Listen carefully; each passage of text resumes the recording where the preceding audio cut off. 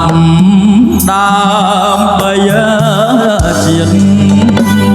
មានអ្វីស្ដាយឡើយតែខាត់មិនអោយចាញ់ខ្មាំងបាច់ចារ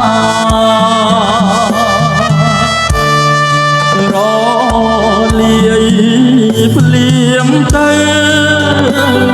ចោចិត្តឬចាខ្ញុំថ្វាយសង្ខារជូនជាតិប្រជា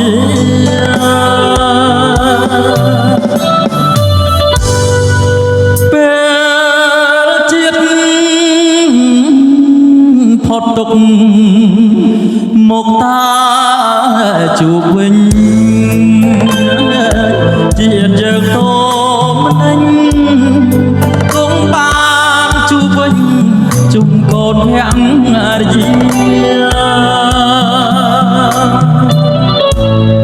ពូជខ្មាសងត្រង់គុំឈ្នះអស់មានជោគជ័យគ្រប់គ្រាចាច់មានសាត្រូវ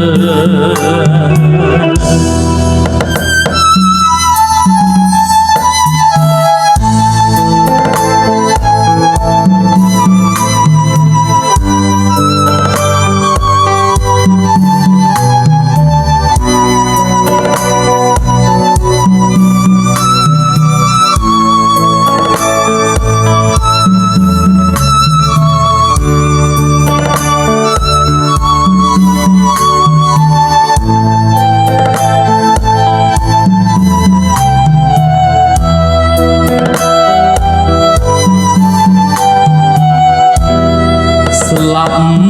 ដើម្បី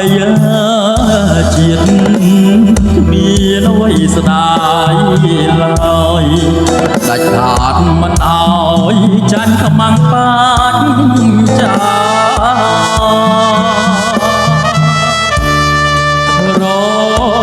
លាយភ្លៀមទៅចោចិត្តឬចា